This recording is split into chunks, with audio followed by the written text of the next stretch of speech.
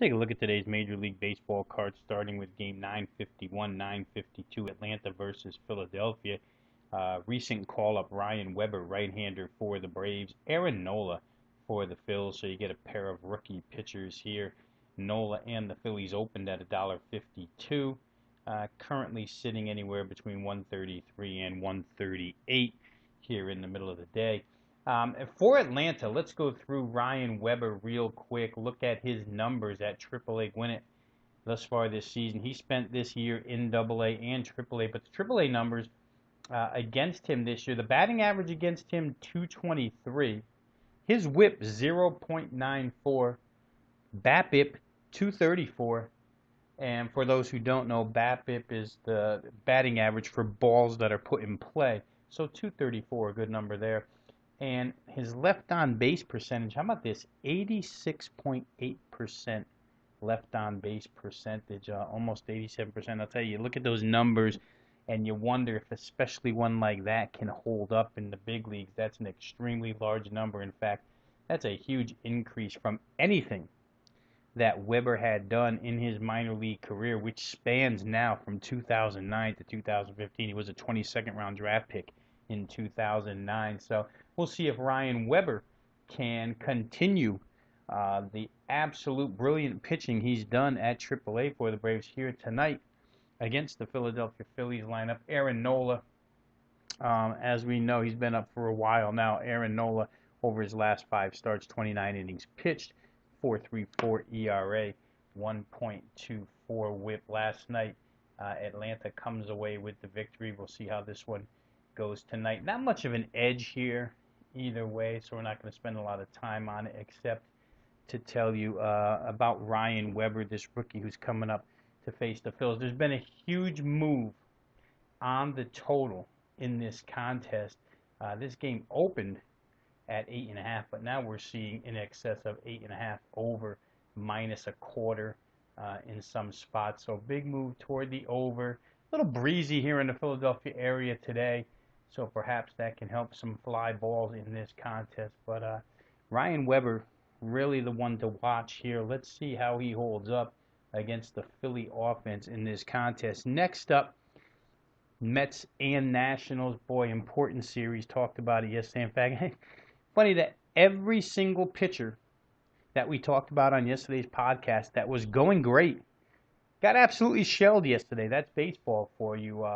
Certainly, there were plenty of pitchers in great form heading into last night's games, and just about every single one of them got smashed. One guy that wasn't in good form that got hit once again was Max Scherzer, and that's got to be a concern right now for the Washington Nationals. Scherzer just has not been himself in quite some time. Tonight they're going to look towards Jordan Zimmermann, who's been very good, 31 strikeouts in his last 31 and 2/3 innings, 1.14 WHIP. He faces Matt Harvey, who we got the news yesterday. His innings will be limited throughout the remainder of the season to keep him fresh for a potential playoff run by the Mets.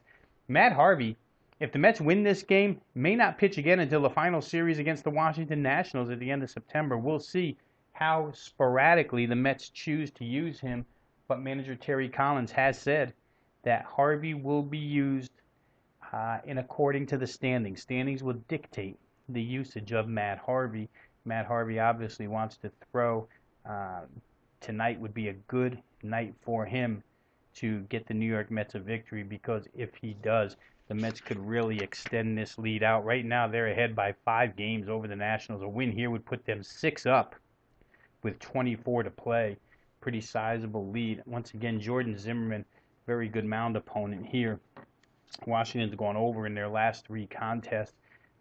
Zimmermann, 6 home runs allowed in his last 31 and 2/3 innings. Harvey, 2 home runs allowed in his last 33 and a third. Opening number here was Washington minus 110. They currently sit at minus 120, between 120 and 125. There has been movement toward Jordan Zimmermann in this game. Some big movement in this one early on, and now it's come back a little bit since. Tim Jungmann, who's been simply spectacular for the Milwaukee Brewers in his initial season with the team, he faces off today against the left-hander Conley for the Miami Marlins. in this contest, the one thing to note is the fact that Milwaukee, and we've talked about this in a couple of previous days, their offense has really come to life here. They've gone over the total now in their last 7 games. Jungmann has pitched terrifically for this team, as I mentioned. He's got a 2.88 ERA in his last 5 starts. Conley, not so good, 5.55 ERA in his last 24 and a third innings. The Miami Marlins got good news yesterday. They'll get Jose Fernandez back for the weekend. He'll pitch on Saturday, so mark that one in your rotation card. Jose Fernandez returned to the Miami Marlins. Not so good news in terms of Giancarlo Stanton, who does not expect to play again this season. Giancarlo Stanton looks like he's going to be out for the remainder of the year. Tough break for the Miami Marlins. However, they've played very, very well and with a lot of heart these last few weeks here. So despite the fact that their record is what it is, only 57 wins on the season, this team continues to show life, and we'll see how it turns out tonight against Tim Jungmann for the Milwaukee Brewers. Milwaukee certainly got the better of this team last night. The total in this game opened 7.5. It's currently remained right there, solid 7.5. So not much movement in regards to the total in that game. Here's one to look at tonight. The Pittsburgh Pirates with Francisco Liriano on the hill against Iglesias for the Cincinnati Reds, and he has absolutely been a friend to the bettors. Bettors have liked to play Iglesias in his starts. Rightfully so, right? I mean, the kid struck out 44 in his last 34 innings. He's got a 0.76 whip in his last 34 innings. He's been fantastic. He's pitching with a, kind of dead team behind him. But boy, it hasn't stopped him from throwing good efforts at the opposition since he's come up. Iglesias, a choice of the bettors once again today. Pittsburgh opened minus $1.40. They're all the way down to the vicinity of $1.20 right now. 20-cent move pretty much on average everywhere toward the Cincinnati Reds today and Iglesias. Francisco Liriano has not been the same pitcher as of late. We just said that about Max Scherzer off of last night's performance when he went bad again. But the same does go for Francisco Liriano, who last time out against the Milwaukee Brewers went 5 innings, allowed 7 hits and 4 earned runs, 5 walks in that contest, so 12 base runners put on by Liriano. He'll face Cincinnati tonight, a team that surprisingly has done better than you would expect against left-handed pitching, batting average-wise. Still not a good team hitting the baseball, but with the lefties that they have in the lineup, you wouldn't expect the Reds to be you'd expect them to be better against righties than lefties. It's been quite the opposite for the Cincinnati Reds this season. Very quickly, Iglesias' last couple of starts, for those who haven't seen, they've been 7-inning stints. In fact, he's had 4 7-inning stints in a row now. Okay? The teams that he's faced in these 4 games, Kansas City, Arizona, Milwaukee, and the Cubs, all pretty good offenses. Milwaukee will throw in the pretty good offense category because he pitched against them just 2 starts ago, and Milwaukee's been going real good lately. All 4 of those lasted 7 innings. He has not allowed more than 4 hits, or did not allow any more than 4 hits in any one of those 4 starts. Did not allow any more than 3 earned runs in any of those starts. In fact, he allowed 2 or less in a couple of those, and earned run-wise, he allowed 2 or less in 3 of those 4. He has struck out in those 4 games 36 batters. How about 33 in his last 3, an average of 11 strikeouts per game? He's had some trouble with the home run ball. That's the problem here for Iglesias. He's allowed 4 home runs in his last 21 innings. But aside from that, boy, he's been nothing short of dominant. His pitches per inning, for a guy who strikes out that many batters, his pitches per inning are extremely low. 13.9 in his start 2 times ago, 15 in his start 3 turns ago, and 12.8 in his start 4 turns ago. Very low numbers for a guy striking out that many hitters. So Iglesias, like I said earlier, a fan favorite or a bettor's favorite, so to speak, at this point in time. We'll see if he can get it done against Francisco Liriano and the Pittsburgh Pirates tonight. Pittsburgh struggling at the present time, only won 4 of their last 10.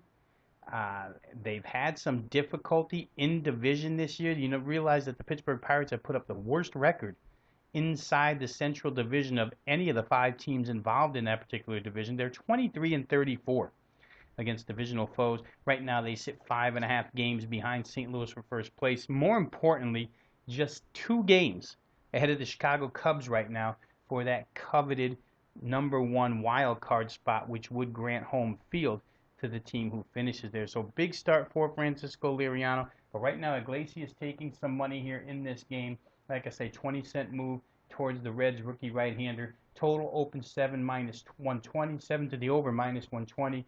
Right now, about 7.5 over minus 15. So we've seen a move toward the over. I think that's some anti-Liriano money right there that has trickled over to the over in that contest. Jason Hamill against Michael Wacha, 959, 960 NL Central battle.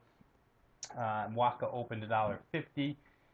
Anywhere from a 1 to 5 cent move on him. He's about $1.55 at its highest right now. Michael Wacha given some time off. It's been 10 days since he's pitched. Had a little bit of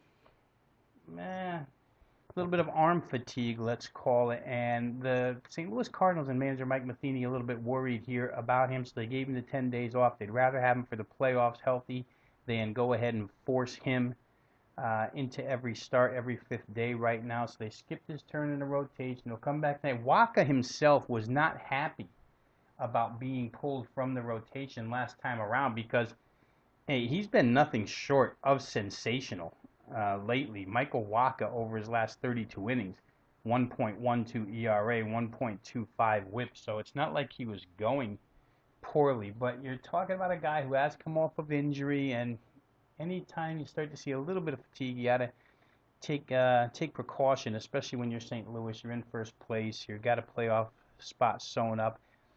I think that much like with Matt Harvey of the Mets, maybe not to the same degree, but like Matt Harvey, St. Louis is going to continue to be careful with Michael Wacha. Tonight, he starts against the Cubs.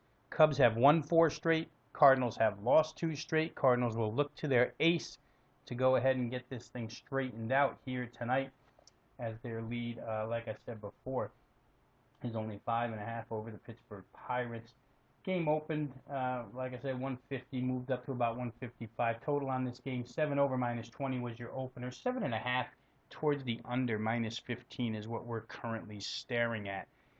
In Arizona tonight, we had a pitching switch here. Ryan Vogelsong was, scheduled to start for the Giants. Now it's going to be Tim Hudson. Tim Hudson against Chase Anderson. It's game 961, 962 on your card. Neither guy has had a terrific year. Chase Anderson's been sporadic at best. Sometimes he shows flashes of brilliance. Other times he gets shelled. The Giants welcomed Joe Panic back to their lineup last night, so they continue to get healthier and healthier, but they also continue to drift farther and farther out of playoff contention. Now 8.5 games behind the LA Dodgers in the NL West. It's going to be a very, very long road for the San Francisco Giants if they're to catch up. You have a team that's 8.5 games out with only 24 to play. That's very tough to make up. They're no closer in the wild card standings. They're 9 games out as far as wild card contention is concerned for that number 2 spot. So the Giants, in a matter of 2 weeks, it was Monday 2 weeks ago, so let's say 15 days. This is the 15th day right here. The Giants have managed to go from 1.5 games off the pace in the NL West to 8.5 games off the pace in the NL West. Dodgers now look to have that Western Division in hand. It would take an absolute collapse for LA to blow that division now, especially when you consider that Kershaw and Greinke are in that rotation. So for San Francisco, like I say, it's going to take virtually a win every single night and a lot of help from the teams opposing the Dodgers, including themselves. The Giants do have some upcoming games with LA remaining to play. And like I said earlier, neither of these starting pitchers has performed real well overall this season. Tim Hudson, pretty poor year for him in terms of Tim Hudson type of pitching. He's at a 4.69 ERA for the season and a 1.40 WHIP. He's asked to go a day early here, really, because Vogelsong can't pitch. He'll be opposed, as I said earlier, by Chase Anderson, who in his last 3 has been in a pretty good spot. He's totaled 16 and 2/3 innings over the course of his last 3. He's only allowed 18 hits, 5 earned runs. 2 of those games resulted in wins for the Arizona Diamondbacks. Against San Francisco this year, Chase Anderson back on July the 18th lasted only 3 2/3, allowed 10 hits and 7 earned runs. Knocked out of that game by the Giants. Prior to that, he had a start on June the 12th against the Giants where he went 7 innings of one-hit shutout ball. Goes to show you the fluctuation in performances for Chase Anderson. His 2 starts against San Francisco, obviously a microcosm of his entire 2015 season. Number on this game when it opened was Anderson and the Arizona Diamondbacks -107. They currently sit anywhere in that vicinity, between like 107 or 105 and 112. This game's a near pick'em price. Total opened up. It's funny with Vogelsong, this total was listed at 9. As we started to get word that there was going to be a pitching switch, it came down to like 8.5 over a quarter. Since then, since Hudson has been announced, the total on this game has come down even further to around 8.5 pick'em. You see some -15s out there, but it's basically about 8.5 -10 cents right now. And you wonder if there's any. Ryan Vogelsong obviously had gotten pounded recently, but Tim Hudson has not been great in his own right. I wonder if this continued surge toward the under, just based on the change of pitchers, is really worthy of the line movement. To me, this game seems like it should get up and over the total. Colorado is going to take on San Diego tonight. Colorado wins last night. San Diego's losing streak now runs to 4 consecutive games for the Colorado Rockies. Joe Gray against Rea for the San Diego Padres. The opening number on this contest with San Diego -$1.25. They've been bet decently, up now about 10 cents to $1.35 favorite over the Colorado Rockies. Rea's last performance against the LA Dodgers somewhat impressive. He went 5 innings. Obviously, you'd like for him to go more than 5 innings, but they're a little cautious of his pitch counts here. Young arm. 5 innings pitched, 4 hits allowed, 2 earned runs to the Dodgers. 6 total base runners over those 5 innings. That's really good out of Rea against that Dodger lineup. And the team got the win, but more impressively for Rea in that contest, he brought his pitch per inning number all the way down to 15.2 after previously showing numbers of 18.2, 23.5, and 16.4. So way more economical in that start against the Dodgers. Big underdog in that game too, plus $1.42, brought back a nice price. Overall on the season, he's thrown 24 2/3 innings. He's had 22 strikeouts. I think his strikeout numbers in that last game against LA, where he struck out 6 in 5 innings, maybe we get a little indicator that Rea figured some things out off of his first 3 starts. He gets to pitch at home again today. That start against LA was at home. He's home against the Rockies. For the Rockies, like we said, Joe Gray. Gray 5 1/3 last time out. Of course, it was in Coors Field, difficult place to pitch, but 5 1/3, 10 hits, 4 earned runs. Prior to that, 4 1/3, 7 hits, 3 earned runs. Prior to that, 1 2/3, 8 hits, 7 earned runs. He obviously hasn't liked Coors Field in 3 of his 4 starts. He's on the road here. Road starts have been few and far between for the young right-hander. Say away versus Pittsburgh was 4 1/3, 7 hits, 3 earned runs. His other road start was against the New York Mets in Citi Field. 6 innings, 1 hit, 1 earned run. Probably his best start of the year. That came back on August the 10th. We'll see how this one goes here. Rea obviously looked better in his last start than did Gray. And the money has moved that way. San Diego's gone from $1.25 now up to $1.35. Next up on the card is American League Baseball. Rasmus Ramirez for Tampa Bay. Boyd for the Tigers. Boyd has had some real difficulties throughout his start so far this particular season. He started off and performed lousy, came back and had a real good start back on the 5th of August against the Kansas City Royals, where he went 7 innings, allowed 7 hits, only 1 earned run in that game. He got the win. Detroit got the win. And, reading quotes up prior to that game, It sounded like the youngster had some things figured out, and he was guaranteeing that he was going to pitch better in that game, and he did. But since then, the team has lost his next 5 starts, and these numbers are not pretty. Over the course of those 5 starts, 23 in the third innings, 34 hits allowed, 22 earned runs in 23 in the third innings. He's only struck out 17 batters, but he's walked 11. That's a horrendous ratio, 17 Ks to 11 walks. And he's allowed 7 home runs in his last 23 and one-third innings.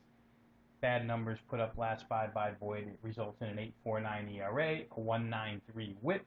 Can't get out of innings, 18.7 pitches per inning, and as I mentioned, 5 consecutive losses for the team. So Boyd, obviously not pitching well right now. Can Detroit's offense do enough to cover him tonight as they face Ramirez for the Tampa Bay Rays, who recently has probably started to hit a wall? You're talking about a converted relief pitcher who has thrown a lot of innings so far this year. Right now, 119 and one-third total innings. His pitch count for the season, 1,792. So I think he's well beyond what he's used to throwing here. He hasn't made it out of the 4th inning in either of his last 2 starts. He hasn't thrown a quality start in any of his last 4. So for Ramirez, you can see as we head down September, I think he's fading. Probably a little light in the gas tank right now, and Detroit's offense is good enough to take advantage of that. You look at these 2 pitchers in this game, see a total of 9 on the contest, and immediately I think you're drawn toward the over in this game. Bettors have seen the same thing. They've moved it from 9 pick'em to 9 minus 15, 9 minus 20 in a lot of spots right now. Actual line on the game, Tampa Bay opened up minus 125. In some spots they remain there, but they're more on average around minus $1.20 in this contest.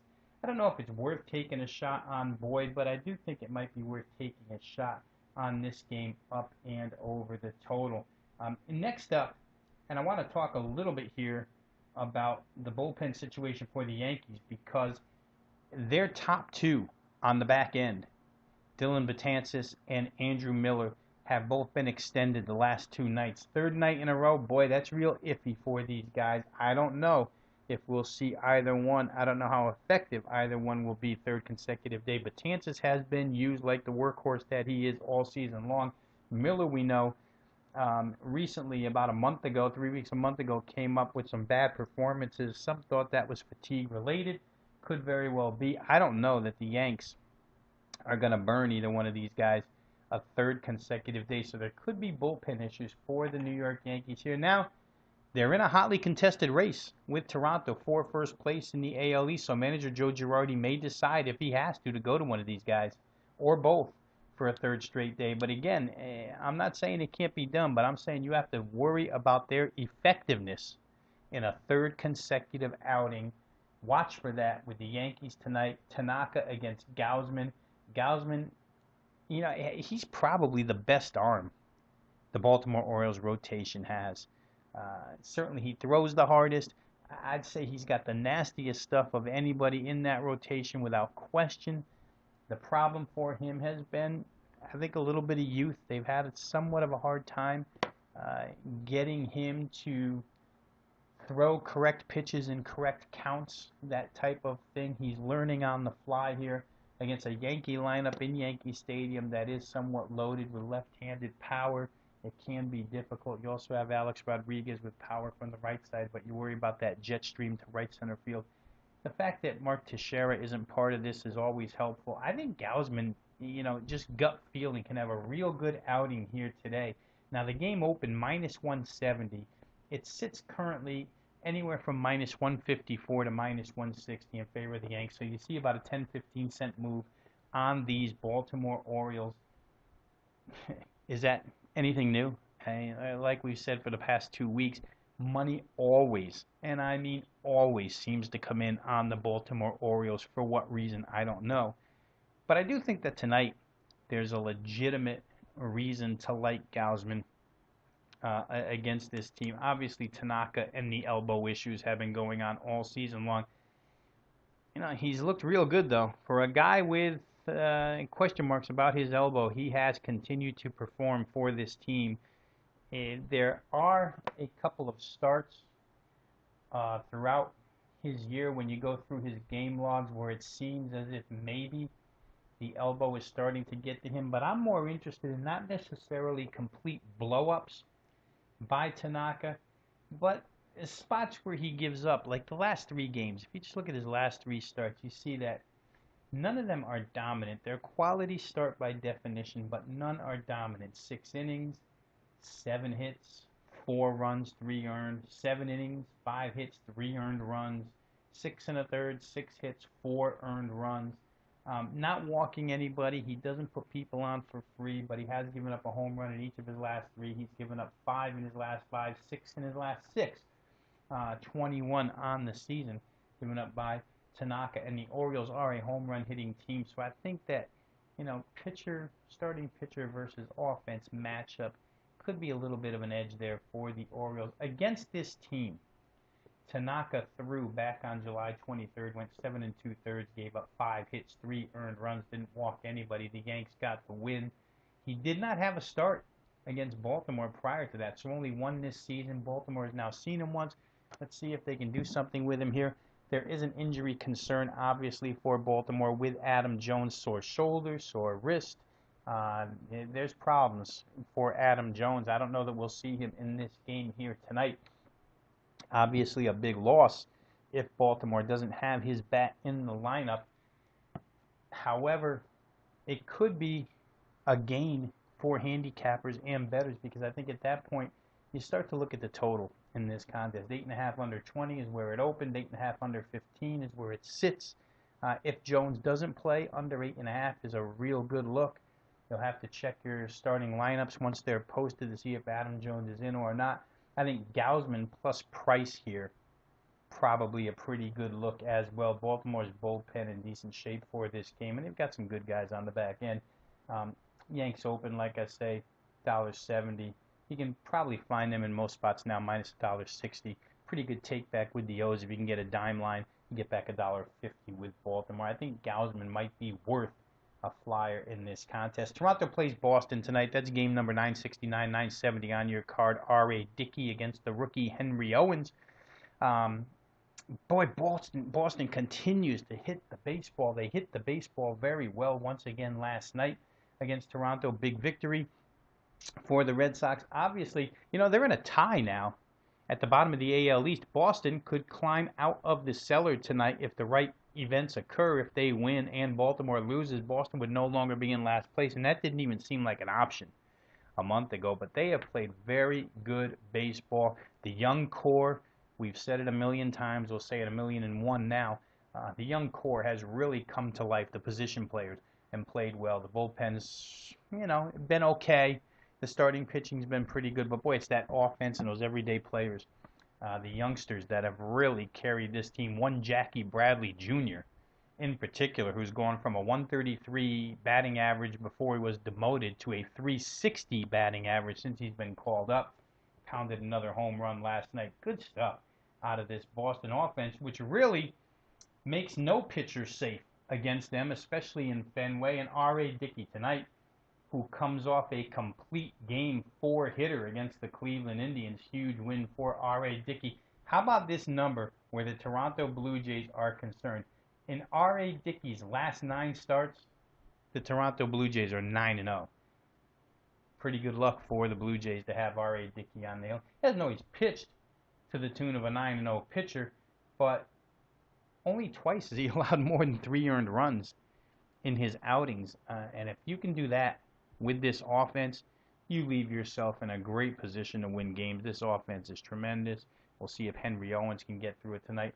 It's a terrible, terrible spot for a guy like Owens to be left-handed in Fenway Park facing all that right-handed power. Encarnacion, Jose Bautista, Troy Tulowitzki, Josh Donaldson, Russell Martin. The right-handed bats that Toronto can throw at you, probably pretty intimidating for Henry Owens here tonight. He hasn't seen this team yet. His last time out against the Yankees, he was absolutely bombarded. 1 2/3, 6 hits, 7 earned runs.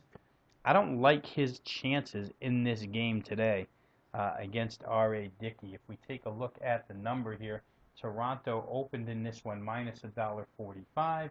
You see them about $1.45 still across the board. There's been movement in the total. It's gone from 10 to 10 over minus 120, and in a couple of shops all the way to 10.5 with an under minus 15 attached to it. I'm going to release this one right here on the podcast as our free play of the day. We'll try and make this a feature from here on out, a free play each and every day. But the free play here is going to be on the Toronto Blue Jays minus the 40 cents. I just don't see any way Owen survives this right-hand dominated lineup of Toronto. I know Boston's hit the ball well, but Dickey and the knuckleball, something that these Boston young hitters have hardly ever seen. I don't know that they'll do much with Dickey in this particular instance, at least not enough to overcome what I think Toronto's offense will do to Boston. Like Toronto's bullpen enough to trust them late in the game. So once again, free play for today, game 969, 970. Toronto minus about $1.45 over the Boston Red Sox. Next up, 971, 972, Cleveland, Carlos Carrasco. The White Sox, Carlos Rodon. Boy, Rodon's been real good as of late. You know, anybody who followed his career at NC State knew he was going to be a star. He was the number 3 draft pick overall. Had a lot of difficulties with bases on balls earlier this season. But Carlos Rodon has really straightened things out as of late. You go all the way back to mid-August.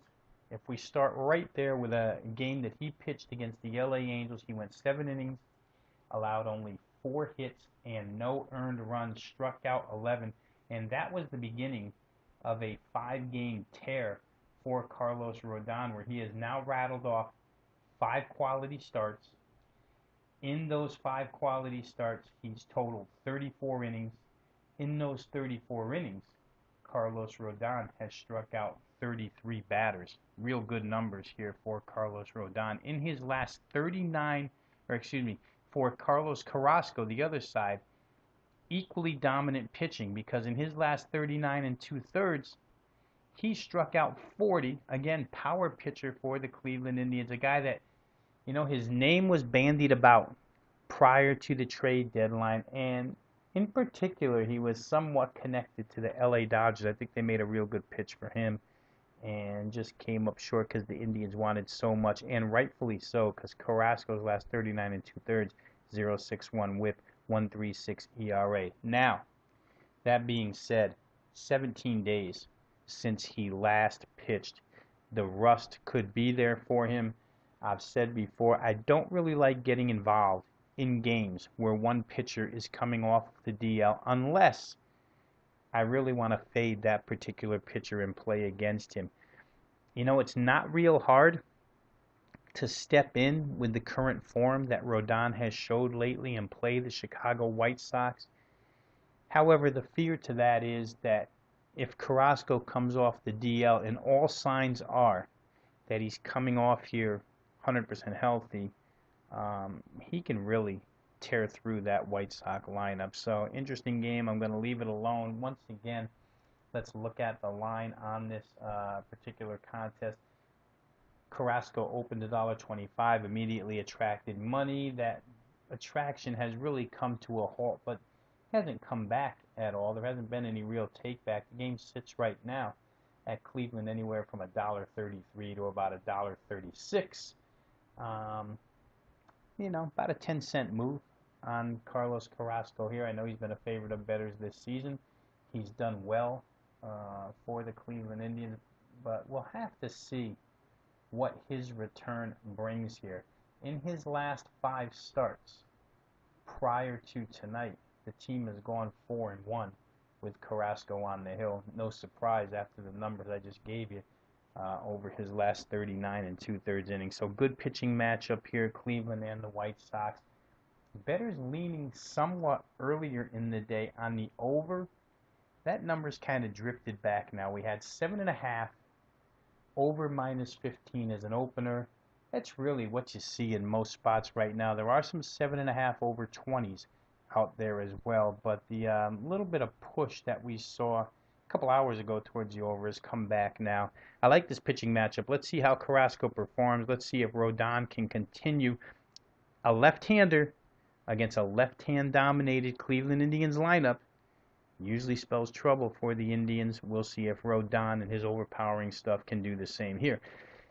973, 974, Minnesota at Kansas City. Kyle Gibson, Edison Volquez. Boy, what do you say about the Royals lately? 4 straight losses. Last night was a bad loss. They couldn't hit Tommy Milone.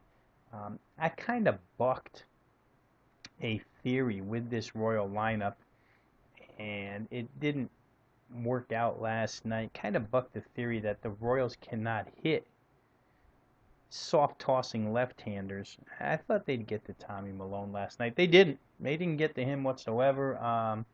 They were held in the game for quite a while by Yordano Ventura, but then in the 6th inning, Minnesota broke through, got a couple more in the 7th. The next thing you know, that game was busted wide open, 6-1 Twins. Went from a 1-1 tie to 6-1 Minnesota. That was the end of that. Kansas City's got some issues here right now. And first off, Johnny Cueto just isn't good at this point in time. Secondly, the bullpen is not what it was earlier in the season. A lot of that due to Greg Holland and his elbow stiffness. Just hasn't been able to pitch through that, and in fact hasn't pitched since the 28th of August now, which is really a bit scary. They haven't put him on the DL. But boy, elbow stiffness, performances that have been very, very sporadic at best. You take Greg Holland out of that mix at the end of games, which includes Kelvin Herrera, Wade Davis, and then Greg Holland. You take Kansas City from being able to ice games if they have a lead after 6. Now you make that, you have to have a lead after 7. A little different situation. Hey, Herrera and Davis are still outstanding, and the 8th and 9th inning can be shut down by those two guys. And they've got other arms out there. Ryan Madsen has came back a couple of days ago. We'll see how he performs. But last night we see Jabba Chamberlain in there. I think the process here by the Kansas City Royals is just to let other guys chew up some innings right now and run up some pitch counts with other guys rather than their stars who they need for the playoffs. And they can afford to do so. Kansas City, 82-55, 11 games in front of the Minnesota Twins. The problem for KC is you're trying to lock up home field advantage all the way through the playoffs. And at 82-55, they're only 4 games ahead of the Toronto Blue Jays right now, 4.5 ahead of the New York Yankees. So things have to straighten out for KC, which has been kind of lackluster offensively. Like I say, this starting rotation, the big move for Johnny Cueto, 4 bad starts in a row. That has us scratching our heads a little bit. Can you really rely on guys like Edison Volquez?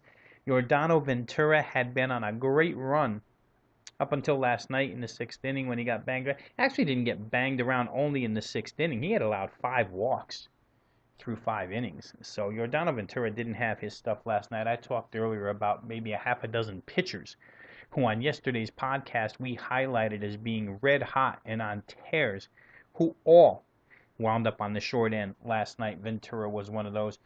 We'll see how KC does here. You know, Minnesota's had issues of their own with their closer. Glenn Perkins is still trying to work his way back. They haven't had a closer for the better part of 3 weeks now. They have leaned on Kevin Jepson some. Their bullpen is deep. That acquisition of Neil Kotz, I can't say it enough how great of an acquisition that was. Neil Kotz, not exactly a household name, but boy, you throw that lefty out there against opposing left-handed hitters, and there are left-handed hitters in that Kansas City lineup, and situationally, he can do a great job for you late in games. So Minnesota still in pursuit of that second wild card spot in the American League. Now trail Texas by the same game and a half that it seems like they've trailed them by for the last month. Minnesota hanging right in there. Paul Molitor's group. We'll see if they can get their second win in a row over KC. KC with 4 straight losses really needs to stop the bleeding at this point in time. Gibson, a starting pitcher I really like at home. Not necessarily a guy that I'll play on the road. Won't get on this game either way, side or total. But I will say this. For those that are going to look at this one, take an extra special look at the total here. It's been bet down by bettors. I really didn't understand this morning. The game opened 8.5 under 20. Total went through the 8.5 down to 8. We're sitting here looking at about 8 over minus 15 right now. But the home plate umpire in this one is Jim Joyce. And when you look at umpire statistical standings for the year, you don't find him at the very top of the heap where over umpires are concerned, because he's only called 9 overs in 16 attempts. But if you dig a little deeper into his numbers and realize that nobody this season has been involved in their entire set of games averaging more runs than Jim Joyce games do. Jim Joyce games average 10.1 runs per contest. That's number one. It's tied for number one in the major leagues. And boy, the guy just doesn't call a heck of a lot of strikes. 62.3, one of the lowest strike percentages you'll find in Major League Baseball. Nearly 3 home runs per game hit in Jim Joyce contests. It's 2.71, so a little closer to 2.5 than 3. But you get the idea. Even though he hasn't called a lot of overs, he seems to be an over umpire. Some of the totals in his games have been of the higher variety and fallen just short. I'm not so sure this matchup, Volquez and Gibson, isn't worthy of an overplay. I may still get there before first pitch here. I'm really considering a play on Minnesota, Kansas City up and over the total tonight. Next up, 975, 976, Houston against Oakland. Scott Kazmir, Sonny Gray for the Oakland A's. Kazmir, over the course of his last 5, 28 in the third innings, 4.45 ERA, 1.45 whip, 28 strikeouts. Strikeout numbers remain good. 4 home runs allowed. His counterpart tonight, Sonny Gray, who just remains as terrific as it gets as far as starting pitching or team aces are concerned. Sonny Gray, the ex-Vanderbilt star, over his last 5 starts has thrown 34 innings, almost an average of 7 per. 3.44 ERA, 109 whip, 6 home runs allowed in those 34 innings for Sonny Gray, which is a little bit of a high number, especially since Houston is a home run hitting team. Let's look at Sonny Gray first, because his last outing was one where he did not last very long. 5 innings pitched, 8 hits, 6 earned runs against the LA Angels, an offense that had been ice cold going into that game. 87 pitches thrown and out for Sonny Gray. His game ERA last time out was 10.8. Whip was 1.8. You can usually tell with Sonny Gray by his pitches per inning whether the start was a successful one or not, because he is one of your most economical starting pitchers in Major League Baseball. But 17.4 pitches taken to get through innings in his last start. That shows difficulty for him. Prior to that, 6 1/3, 4 runs, 2 earned in a start against the Arizona Diamondbacks. 8 innings, 5 hits, 3 earned runs against the Tampa Bay Rays prior to that one, and then 5 2/3, 7 hits, 1 earned run, 4 allowed overall. The defense has let him down in 2 of his last 4 starts, but he hasn't been dominant. It's late in the year. Sonny Gray's not a huge guy. This has always been the knock on him, that can he hold up? Can he sustain it body-wise? You're talking about a pitcher, and of course he's been a starting pitcher for some time in Major League Baseball, so we don't want to make too big of a deal out of this. But he is at 191 2/3 innings pitched so far this season, and he has thrown 2,799 pitches. That's a lot of pitches on the right arm for Sonny Gray. In a year where the team's not going anywhere. Recently, like I say, you see the distance that he goes in games starting to get smaller and smaller. A few more difficulties getting out of innings than he's normally used to. Team makes an error, he can't get out of the inning, gives up runs. They're not earned, but they're still runs. Tough against Houston tonight, but Sonny Gray has seen these Houston Astros this year. Went 5 innings earlier this season, back on May the 19th. 5 innings, 7 hits, 3 earned runs, allowed a home run in that contest. Came back on August the 7th against the Houston Astros. Pitched a complete Game 5 hitter, only allowed 1 run, no walks in that game. Houston's gotten a home run each time off of him. This is a home run hitting team, like I mentioned, so maybe they can get one tonight. I worry a little bit, and I mean that literally, a little bit, about Sonny Gray and fatigue. Not terribly concerned, but it is enough to back me off of him here. The question is, am I hot enough on Scott Kazmir to get involved with him? He, too, recently has shown some signs of fatigue. His starts, his outings, rather than being consistently good, have been inconsistent at best. And you wonder when he'll come up with a good outing. I think a lefty against the Oakland A's lineup is usually a good thing. But the team is 1-5 behind Scott Kazmir in his last 6 starts. When he came across to the Houston Astros, when they acquired him, he came out of the chute and won 2 consecutive games. And like I say, since then, just 1-6 is this team behind Scott Kazmir. So it shows you that his results have been a mixed bag. He hasn't been the same dominant pitcher he was with Oakland.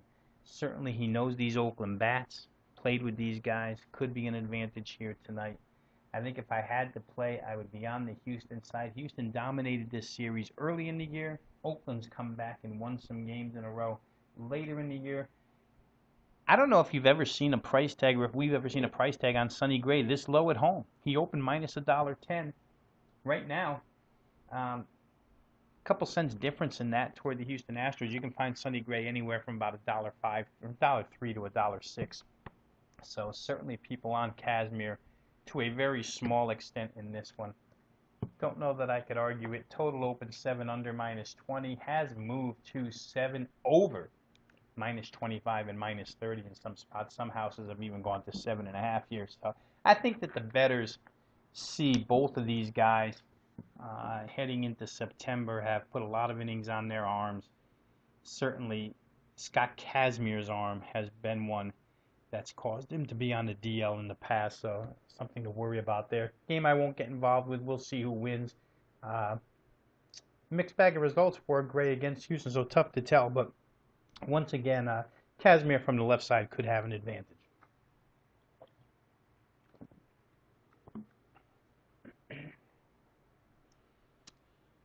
Get a little water in there.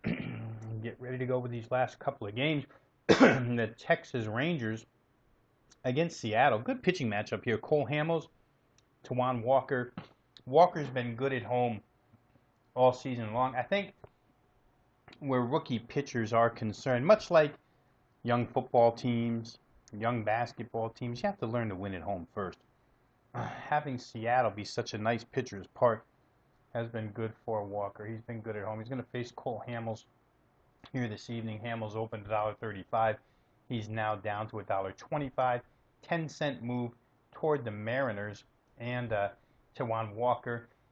Texas hanging on to that second wild card spot. As I said earlier, still a game and a half over the Minnesota Twins.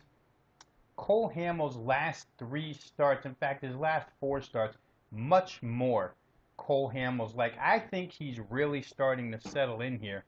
And if Texas gets into that wild card game, he could pitch them right into a playoff series. He didn't come out of the chute throwing very well for the Texas Rangers when he first came over, but now in his last 4 starts, 28 innings, a 2.89 ERA, a 1.29 WHIP, only 14.6 pitches per inning. Great numbers for an American League starter. So I think Cole Hamels, with 4 consecutive quality starts, certainly worth a look here. Tawan Walker, like I say, he's been good at home, no doubt about it. But his season 2 has been sporadic. I want to take a look here real quick. If you'd like to know what he's done against the Texas Rangers so far this season, you have to go all the way back to April the 27th for his first start and see that he went 7 innings, allowed 6 hits, and no earned runs in that contest. That game was played in Arlington. Arlington in April, a little different than Arlington in August. A good start by Walker. Then he didn't see these Texas Rangers again for 4 months. And on August the 17th, he pitched in Arlington. And it was a little different story here. 6 innings pitched, 10 hits. Got out of some trouble. Only allowed 3 earned runs in that contest. Only struck out 3. His strikeout numbers really are down right now. In 3 of his last 4 games, he struck out 4 or less. If you allow Texas and those left-handed bats to make contact, could be somewhat troublesome for you. Tawan Walker in that August 17th game, by the way, did match up against Cole Hamels, and that game went to the Texas Rangers. So tonight you get this game in Seattle. I would undoubtedly lean toward the veteran pitcher, the lefty pitcher, Cole Hamels. I think that Walker, despite having a decent home season, still a little too young here in this type of situation. Seattle doesn't need the game, although they're still playing hard. Texas does need the game. Hamels wants to pitch in some pressure situations. At this point in his career, he threw in pressure situations early on when he was with the Phillies and they were in the playoffs and World Series, that 3-year period or 4-year period where they were really a dominant team in the National League. So I would lean towards the veteran pitcher here in September in this game. The line in this one, open Hamels minus 35 down to minus 25 here, so money disagrees with my thought on this game, but I still feel like Texas is the better side, the better team in this one. Do you worry a little bit about Texas late? Sean Tollison did have to come in and pitch last night and close once again for the Texas Rangers. Talk about a guy who's not a household name, but has certainly kept the Ranger bullpen together. Sean Tollison's been that guy. He's thrown twice in the last 3 days, but his pitch counts are low enough to where I don't worry too much about him here tonight. The remainder of that bullpen looks to be in real good shape. So again, if you're going to ask me to set a line in a tie game late between these two teams with both starting pitchers removed, set a line, Texas bullpen against Seattle's bullpen. Texas is a prohibitive favorite. They may not be 2-1, but they'd be in the vicinity of minus $1.65, $1.70 with their bullpen strength against Seattle's, which has been lousy all season long. We've talked about it. The bullpen has hurt the Seattle Mariners. I really don't want them in any tight late game situation. That does it for today's Major League Baseball card. Once again, remember, today was the first day with a free play. Free play, team 969, the Toronto Blue Jays minus $1.45 over the Boston Red Sox. Go ahead and give that one a look if you want to get creative. If you love the Toronto offense, which I have all season long, and you want to try and avoid the $1.45 price, you got a little bit of faith in using a run line theory for bets, which I really do follow in baseball. I follow run line theory probably as much as anybody in the industry. But if you want to play Toronto on the run line here, they have to win by 2. You got to lay 1.5 runs. But that being said, you turn your $1.45 favorite into a $1.10 underdog.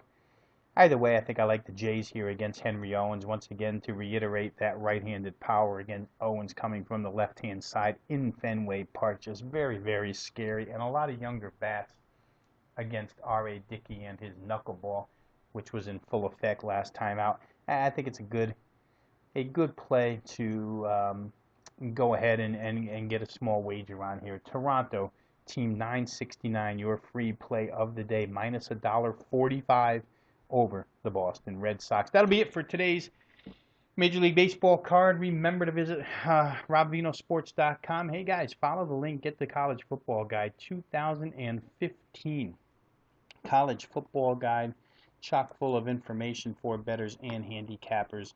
Once again, that's the Rob Vino Sports 2015 College Football Betting Guide. You can find the link on the Rob Vino Sports Twitter page at Rob Vino Sports. Certainly follow us on Twitter. Go ahead and get the link to Amazon and that Kindle book. It'll give you as much information on all college football teams as you'll find anywhere. So once again, that's a 2015 Rob Vino Sports College Football Betting Guide. Find it on the Twitter link or at our homepage, robvinosports.com. That'll be it for today's Major League Baseball Roundup, Tuesday, September 8th. We'll talk again tomorrow. Good luck this evening.